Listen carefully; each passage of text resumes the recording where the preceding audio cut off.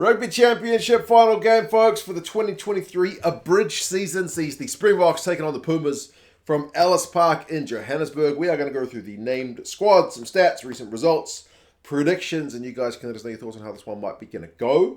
Obviously, we will know whether either of these teams stands a chance to win the Rugby Championship by the time we've seen the All Blacks and Wallabies game from Australia earlier in the piece. If the All Blacks get a win, essentially this game is not a dead rubber, but you can't win the Rugby Championship. It's just trying to finish as high as you can. Remember, these sides are second and third in the competition, each having one win, one loss.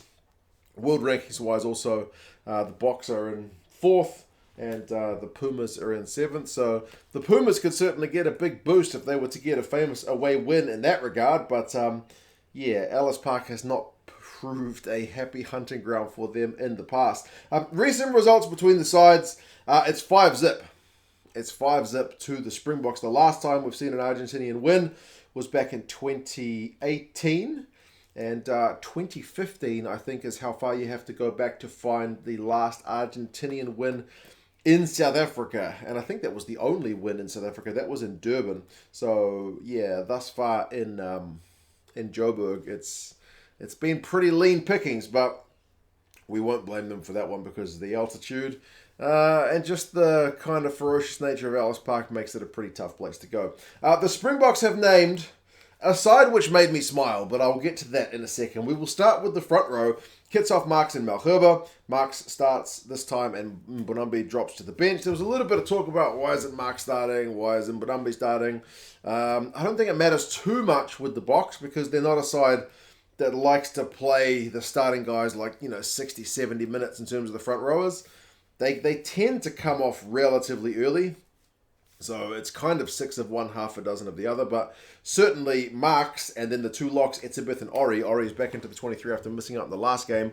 Will need to get the line out right. The loose forwards are obviously involved in that as well. I mean, the forward pack generally needs to get the line out right. The lifters, it's a team effort. But their line out is the lowest ranked of the 4 teams in the Rugby Championship, which is uncharacteristic. You think back to that Springbok team which won the Rugby World Cup. Their line-out was virtually flawless. And maybe did they lose 1 or 2 line-outs the entire World Cup? Like it was a sure thing, nigh on a sure thing. So it's been a little bit hairy thus far. It's still at 83%, which is like okay without being much more. Certainly there they'd like to improve on. Loose forwards, Staden is back in, and likewise Vermeulen. Vermeulen is captain for this one, and Pieter-Steph is up from the bench. So it's essentially a kind of whole new back row, and yeah, they'll be looking to try and I guess dominate the Pumas guys up front. I mean, scrum time is going to be big for these Springboks guys, and their pressure on the Argentinian ruck ball is going to be important as well because it's one area that actually the Pumas have been getting pretty stable platform. Their scrum has been under a bit of pressure, but like ruck wise, they've been very secure. They've been able to kind of maintain quite a lot of possession. Teams have not been able to pinch that much Argentinian ball, which is one of the kind of fundamental areas that Michael Cheika looked to try and get right when he took over. So he was, essentially going back to basics. Backs wise, here's where you get some excitement because you got Grant Williams at 9. He gets a start. I still feel like going forward, his role with the Boks will probably be the impact man from the bench because that speed he can bring to take on tired legs is just second to none. And then Manie Libbok gets to start at 10. Manie Libbok had to start at 10, I think. I mean, without Pollard, I think you just have to go Manie Libbok. For me, that is obvious, but obviously Rassi and Jacques know a ton about rugby more than most of us ever will. But Manie Libbok at 10, it just makes sense for mine. So that's a nice, proper 10 playing 10. I mean, I love Damian Willemse as a utility. I'd rather see Manie Libbok playing 10, and then what he can do with Grant Williams, because they're both great attacking players, will be very interesting to watch. Damian Allende and Jesse Kriel, 12 and 13. I'm going to go with what a lot of people have echoed as well, and basically say it would have been nice to see Esterhuizen get a crack, but I think if Esterhuizen plays in the next game, then that's kind of fine. Jesse Kriel certainly needs to get some game time after not playing thus far. He did traveled to New Zealand, but was one of those guys who travelled and didn't get any game time. So, yeah, I mean, obviously, Lekanyu is the guy, but if he gets injured, you need to have someone else who's at least played rugby in the last few months. So Jesse Kriel does need some game time. The part that I was most excited by was just Cheslin, Kolbe, and Kurtley Arendse on the wings. Like, they're kind of similar players, aren't they? Like, their footwork is just second to none. Like, unbelievable. Not the biggest guys, and they did kind of get asked about whether these guys would be up to the task kind of under the high ball. But, I mean, both these guys are pretty good at getting themselves in the air, so I think they will be... I think they'll be able to acquit themselves pretty well. And then you got Willie Roux there at fullback, who has just been kind of ever present in that Springbok backline for what seems like forever.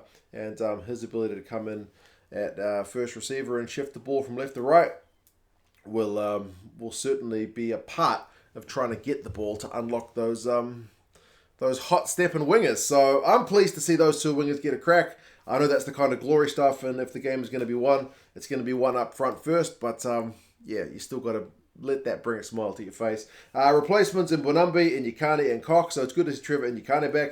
Haven't seen him playing for a wee while. I don't remember seeing him play when he went to France because I wasn't watching enough of the French rugby, but that's pleasing to see. Again, going into a World Cup. Quacker Smith drops to the bench, and I thought he played pretty well in that last game, so he'll be looking to bring some impact. Snyman is there on the bench as well. They seem to be just like giving him consistent but limited game time, not really rushing him back. Like, it's not like he plays one game from the bench and then, right, you're good to start. They seem to be very carefully managing him, which makes sense given the amount of injuries he's had. De Klerk drops to the bench, drops to the bench, and Willemse drops to the bench as well. Other individual stats from some of these guys. Roux, interestingly, has done the most kicking of the South African guys, but that makes maybe sense because he's played the most minutes, but certainly he's going to be brought into the game, be it with his passing game or be it with the boot. And then you've got South Africa's top tacklers.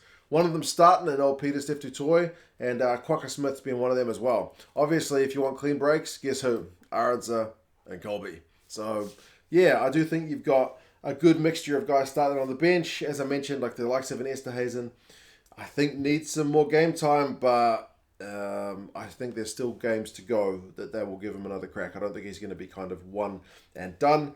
Jacques Nienaber said in the press conference that he was looking to get a balance of performance and minutes into the players. So it's not like you just make wholesale changes just to get minutes in the players. They need to kind of be maintaining and then improving that performance level, which makes sense to me. For Argentina, they have made, I don't want to say wholesale changes, but they've made quite a few interesting changes, and some of the guys who we haven't seen for a while are back, and some of the guys who have seemed to be basically undroppable have been shifted around. So the front row is Gajo, Montoya, and Cordella. That seems like Cheika's preferred front row at this point. Montoya being captain is pretty much a lock-on for the number 2 jersey. Gajo, I mean, around the park, he's always been their best player in terms of their loose head props, but his scrummaging is getting better, and Cordella just makes their set piece look a lot more stable. So I do think that's their World Cup starting front row, but time will tell. Palos gets a start after being on the bench last week, and Lavanini continues on alongside him. So that's some pretty big beef in the second row to match what the Springboks are bringing. Matera, Grondona, and Juan Martin Gonzalez, that is your 6, 7, and 8. And they have been particularly impressive. The Pumas loose forwards. They've had loose forwards, I mean, for days. They've got heaps of them who have just been, for the Juarez, for the Pumas, and then with their various clubs now who've been setting the game on fire. I mean, Juan Martin Gonzalez, weirdly, it's like his line-out numbers that have been phenomenally high. He's their best line-out man. He's one of the best guys in the competition for stealing line-out ball. Matera is one of the top guys for carries and offloads, so his presence has just been very, very important for what the Pumas are doing. Interestingly, Bazan Velez is the guy who's getting the start at 9 ahead of Bertrano. Bertrano has hogged the minutes thus far, but it is good to vary things up. And then Santi Carreras is still retaining the number 10 jersey. Given they've dropped Boffelli for this one, or rotated Boffelli, I do feel like Boffelli is also going to be a starter at the World Cup. I'm assuming Carreras is going to be doing the goal kicking. I don't remember seeing him kick goals for Argentina before, but he has kicked goals for his club, Gloucester.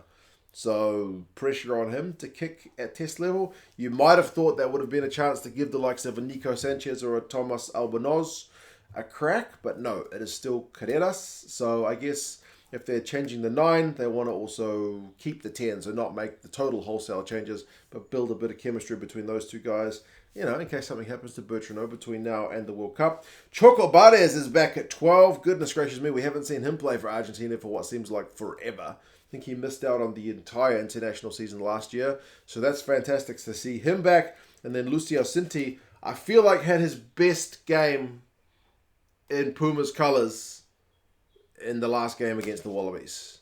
Made a great try-saving tackle, looked to get some good go-forward ball. Yeah, he maybe converted me into thinking that he is one of the guys who should be starting for the Pumas, because up until that point, I certainly wasn't sold on him. Veteran Juan Imhoff is back on the left wing. Haven't seen him for a wee while either. And then Mateo Carreras shifts to the right. He has probably been the most outstanding of the Pumas kind of outside backs. He is certainly one of the top guys in the competition for beating defenders, and he scored a great try against the Wallabies as well. You can't give him any space. And then Juan Cruz Malia is there at fullback replacing Boffelli.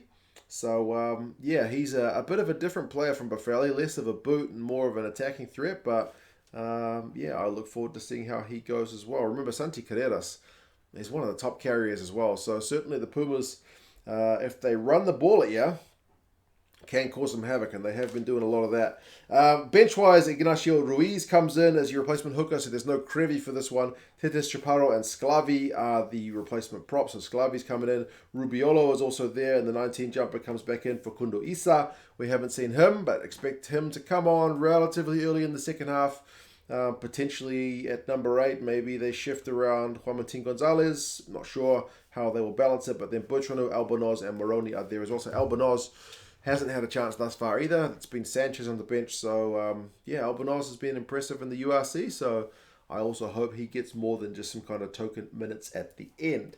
Stats-wise for these two teams, South Africa had a heap of clean breaks against the Aussies, but struggled for the same against New Zealand. I think it was 12 and then like 2 or 3 in the second game. So they cut the Aussies to bits, but struggled for that same against the All Blacks. And then on the flip side, they conceded a few clean breaks against the Aussies, and then conceded a few too many, especially early on against the All Blacks. So this game will kind of be, because you've had one great performance in that regard, one kind of poor performance in that regard, this game will be a good test, because you only really get to know how tight or open the defense is going to be and how sharp or blunt the attack is going to be the more games you play, because we're only 2 games into the season. It's a bit early to tell, but that's going to be a really curious one to watch. I'm assuming it'll be somewhere in the middle just to keep things kind of ambiguous. But that being said, Argentina haven't really been a side to get those kind of clean breaks, like the X-factor attacking opportunities. They have been working for their run meters. Like, Argentina only managed 6 clean breaks in their first 2 games. So it's not been the kind of, like I said, those line-breaking, devastating moments that have been getting Argentina their points. It's been a bit of grit and determination. Like, I think Australia's had 12 clean breaks, and they are the 3rd place side. So Argentina only having 6 shows you kind of how far behind the other teams they are in that regard. But they've had the most carries. So they are getting forward.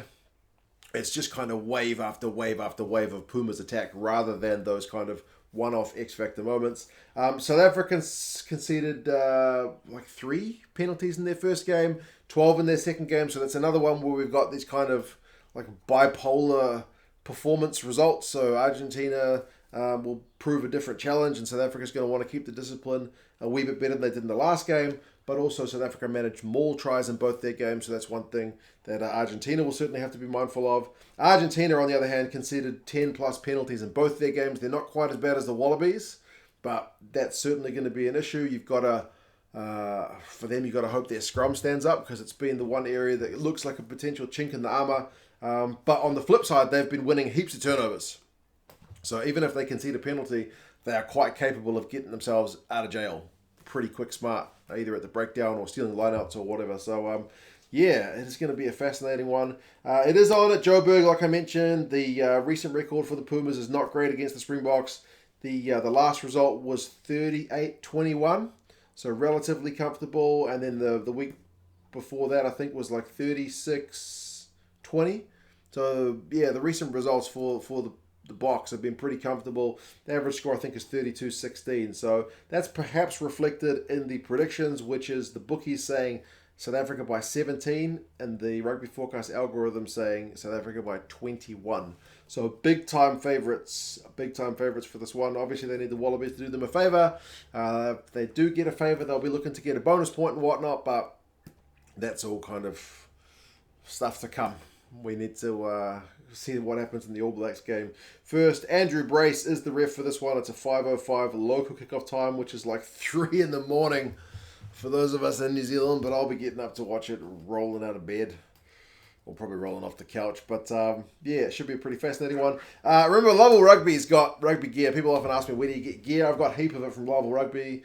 South African polo shirts. If you've got a spare 2,500 pounds, they've got like a signed, framed 2019 jersey. I just saw that on their website and thought it was hilarious. But yeah, that's a fair chunk of change, isn't it? But yeah, you guys let us know your thoughts. How do you reckon the final match of this rugby championship is going to go? Do you see South Africa maintaining their good streak over the Pumas, or do you think the Pumas can double down on their away wins? You guys let us know your thoughts, and yeah, I'll talk to you guys again soon. See you later.